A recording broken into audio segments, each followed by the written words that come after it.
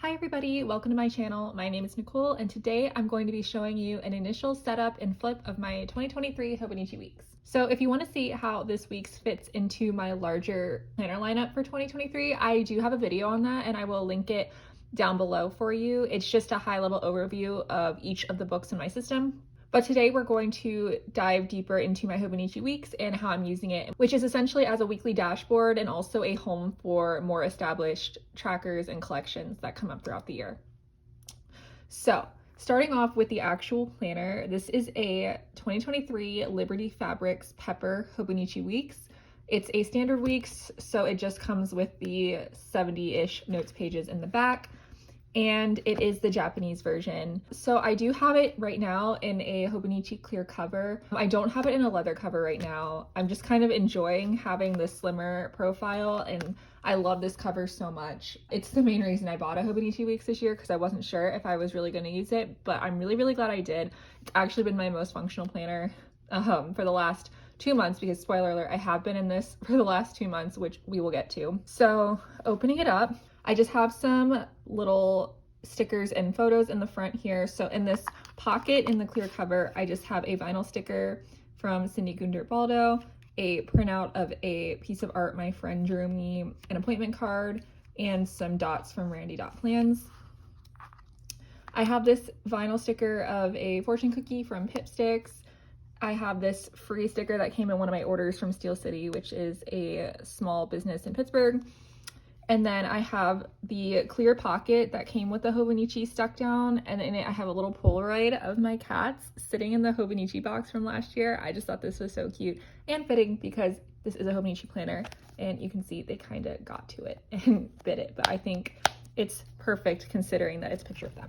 So I didn't reprint it, but yeah, so this is, the pocket is permanent obviously because I stuck down the clear pocket. But all of the vinyls, and then this is just a sticky note, are glued in with Tombow removable adhesive, so they're not actually stuck down. I change my mind all the time and I like to reuse stickers, so I always use this to tape down any vinyl stickers that I want to use. And I actually use the removable adhesive for everything that I stick down in my planner, even if I want to keep it there forever. I find that this works just as well for me, at least, as the permanent adhesive, and I never stick anything down in the right spot the first time ever, so this has been a lifesaver for that. So moving on to the title page, I just have a little name sticker from Randy.plans, and I believe that this leaf sticker was from a Happy Planner sticker book, but honestly I'm so sorry, I don't remember which one. Moving on to the year at a glance, I plan on tracking holidays and PTO on this. I just used a sticker kit from Virgo and Paper. I love this design and the colors. I think it's so cute. And I don't know exactly what I'm going to put in these boxes yet, but I think it's just going to be like a description about the day that I took off, like how many hours, if I did anything, if I traveled, because I don't really know what else to use this for, but I think it looks really cute, so I'm glad I still used the kit anyway. So this is the part where I'm going to talk about how I've been using it since November. I traveled in November and I wanted to take my new planner, not my old planner. So I basically took out all of the November pages in my Hobonichi weeks from 2022 and I tipped them in to the beginning of the 2023 planners. So right after this page, you typically get, like, you can kind of see it through, but you get that perpetual year at a glance, which a lot of people use for tracking. I've never found a way to use that page, even in like the cousin where it's larger and you have more space, so I was definitely never going to use that page. So I actually cut out the monthly from my 2022 weeks, pasted it over that page, so I have my November monthly, and I will show you that I tipped in the November weeklies as well. I'm not going to show you or go into detail about how I did it because, to be honest, at this point it's not really relevant anymore because you can just use the pages that are actually in the book. But I will link the video of the tutorial that I followed in order to do it originally. So if you're at all curious or if you want to do this as well with some of your old pages, you can do that. But I just have my November monthly here.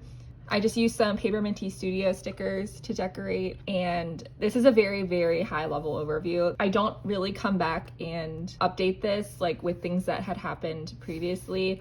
if things come up going forward in the future, I will add them. It's just really as a preview of the month. I do track my cycle in the monthly just because I want to see it on a calendar, and I know I could do that back here, but I really only like to track one thing on this year at a glance, because otherwise I get confused with the colors, and then sometimes multiple things happen on one day, and then it just gets hard, especially with the size of this. So I just track my cycle on the month. So that was November, and this is December, which we are currently in. It's currently the 16th. And then you'll see that I don't have anything for the upcoming months because I don't set anything up until a couple of days before. And I talk about this more in my lineup video, but I do use a different planner for pre-planning just so that I can get as messy as I want, because I do like this to be visually pleasing and clean. So I don't like to see things sort of scribbled out unless absolutely necessary, because if things do change as the month goes on, I will fix it just so that I don't get confused. But for the most part, I like this to be very clean, very easily readable, and up to date. So you do get all of 2023, obviously, and then you get the first 3 months of 2024. When it comes to March of 2024, that's when I started to add in the weeklies from the 2022 weeks. I tipped in all of the weeklies for November. This was my first weekly in this planner, and I have stuck to pretty much this exact same layout from here up until now. It's just worked really well for me. It's the most functional use of this space that I've been able to come up with. I was experimenting a lot in 2022 with layouts because nothing was really working perfectly, but I think this is it, minus this little meal planning section down here, which I just abandoned. So I'm just gonna quickly flip through all of the weeks that I've already done. If there's a general like deco theme going on, I'll let you know where it's from, but otherwise, if you want to know where a specific sticker is from, leave a comment down below with like the date or a description of what it is, and I will let you know where it's from, but it's just going to take forever if I go through every single sticker. So this was the week of Halloween. This week I did like a fall Gilmore Girls theme using a crafty banana kit. I just think this is so cute. And you'll see I abandoned the meal tracker, but I kept the basis of the setup, which is holidays, events, and timed things on the actual setup weekly side. And then on this blank notes page, I have a tracker up at the top and an Alistair method running to-do list down the side. And I just have like 7 squares, one for each of the days of the week, and then a running to-do list. And when I complete a task, I will exit off on the day that it happened and then strike through it to let myself know that that task is done for the week. But if I do a task on a specific day and I think I'll have to do it another day, or if I didn't finish it, I will like mark it as an X and then leave it open. And then when I finish the task for the week, then I'll strike through it all. And this just works really well because I've noticed that like not only do I need a running to-do list to get things done, but as the weeks go on, sometimes I find that I need to look back and see what day I did something, and having just a regular to-do list where I crossed it off doesn't really help because all I know is I did it at some point. So I like to have the actual day just in case I have to look back. And I think it's really helpful in terms of using this functionally during the week too. And you'll see like there are some dots sometimes. That's me scheduling things out in advance of when I think I want to do them. So it kind of helps me sort of schedule ahead and plan things out without having to put them over here, because I find when I split up to-do lists, sometimes I lose track. So yes, this was the week of November 7th. So the week of November 14th, I was traveling. The majority of this deco is from the Marabou Designs Happy Planner sticker book. And then this was the last page that was from November. So this is the last section from the 2022 weeks, and then moving forward we'll be into the actual book. But this was once again a Happy Planner sticker book. I think this was the seasons one, and might be my favorite spread that I've done so far. I just think it turned out so cute with like the hands. I love this art style. Typically the Happy Planner sticker books aren't really my vibe, but this one, whoever the artist is, she knocked it out of the park. This is totally my style and I love it. So this was Thanksgiving week. So moving forward, we are into the actual book. And then this was a Crafty Banana week with another one of the seasonal Gilmore Girls collection. I do have a plan with me for this, which I will link down below if you wanted to see. I did add some stuff afterwards, like these snowflakes weren't in the plan with me, but all in all, I still think it turned out really cute. And then this was last week, which was my birthday week, so I used a lot of the Coffee Monsters Co. birthday collection from this year that I'd kind of been hoarding for this, so really happy with this turned out. And you'll see, once again, not a lot of changes to the layout. And then this is the current week. Again, same layout. It's just working so well for me, which is strange because, ooh, my cats are running around. Not only is it working for me, I'm not getting bored with it, which is a huge problem for me. I get bored a lot. So even if something's working, I'll just want to change it up for the sake of changing it up, but I haven't felt that way with this yet. So this is the current week. I keep this cut down piece of blotting paper inside the weeks just because I've been using my fountain pen a lot, and while it does dry relatively quickly, since I use a finer nib, I do flip back and forth fairly quickly. So this is just as a precaution. So that is everything that is currently set up. Once again, no pre-planning in this. So moving on to the notes pages, I have a vision board here. This is using the same images that I used in my creative journal vision board, which I love. I will also link that video down below in case you're curious on how I set up that. But I mean, this vision board is fine. I put a lot more effort into the other one, and it shows both, I think, visually and in how much I like it. I mean, this one's fine, but I don't know. At this point, I don't want to make another one, so we're just gonna live with it. It gets the job done. But nothing on this index type page yet. I just have a sticky note with the grid dimensions just for reference. But moving on, the first notes page that I set up is this index. I'm not a huge indexer, but I thought I'd set one up just to see if it's actually helpful. I don't know that it really is. It's nice to have, I guess, maybe for future reference, like in a year or so, but for right now, like I don't ever look back at this. But the first real collection I set up was this Steelers schedule tracker for 2022, and then I also cut out this schedule grid for the entire league and put it down here just because I'm in a pick'em league, so sometimes I need to know like who's playing when. That's not specifically related to the team that I root for.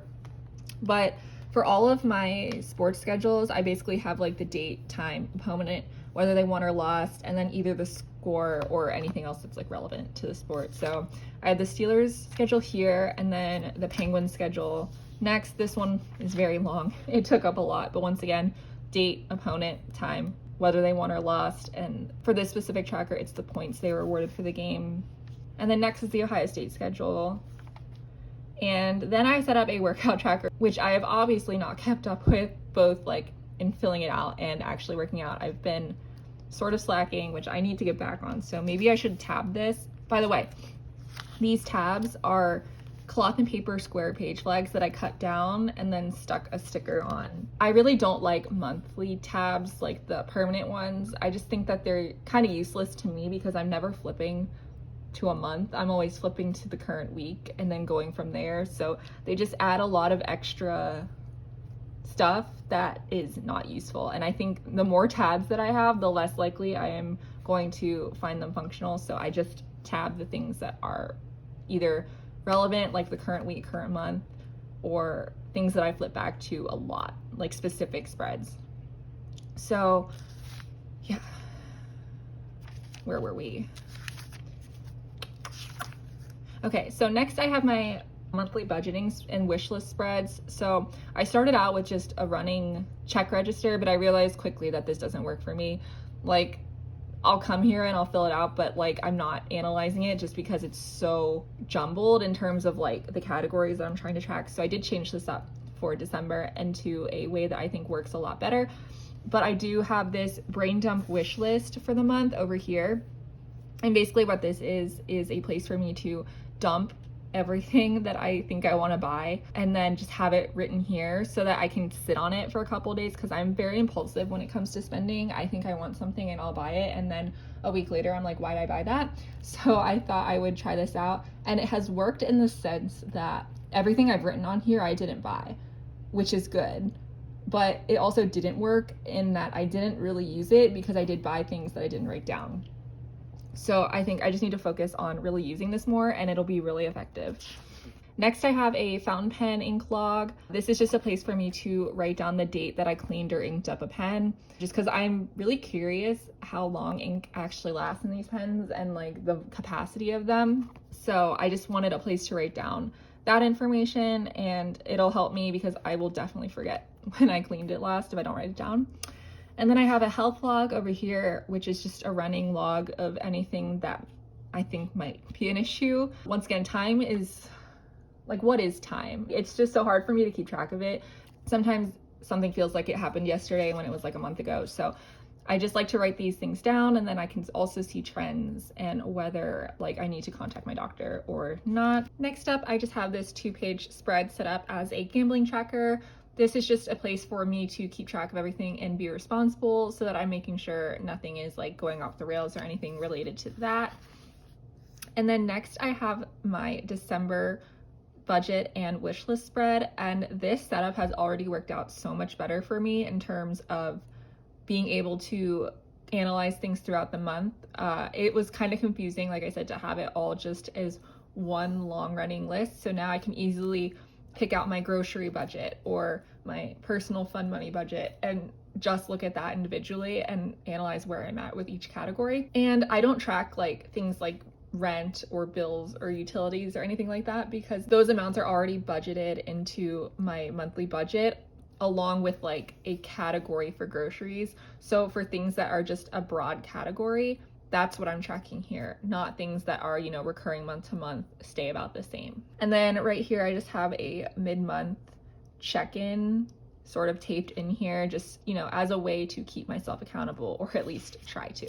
And then I have a World Cup bracket over here. One thing about me, I love a bracket. If there's a tournament that has a bracket, I'm gonna fill it out. So I have that over here. And then I have a YouTube video tracker just to try and keep track of the videos that I want to film. I have a 2-page spread for a package tracker. I don't always use a package tracker. I just think it's tedious and unnecessary sometimes. But for instances like right now where I have like a lot of orders coming in at once and like I'm getting confused on like what's supposed to arrive when, that's when I'll use a package tracker. So I set out 2 pages for this. That should be enough because it's really only during like busy seasons that I use it. And then the last spread that I set up is similar to my health log, but it's for my cats. And I literally set this up 10 minutes before filming this video because they ate part of a Christmas ornament. And I wanted to write that down in case they have some sort of issue later related to it. So that's set up for that. And then I have about 50 notes pages left for the rest of the year, which I think should be more than enough. Really the only like set things are those budget pages, and I set up a lot of the yearly trackers already, so I don't think that the page count will be an issue at all.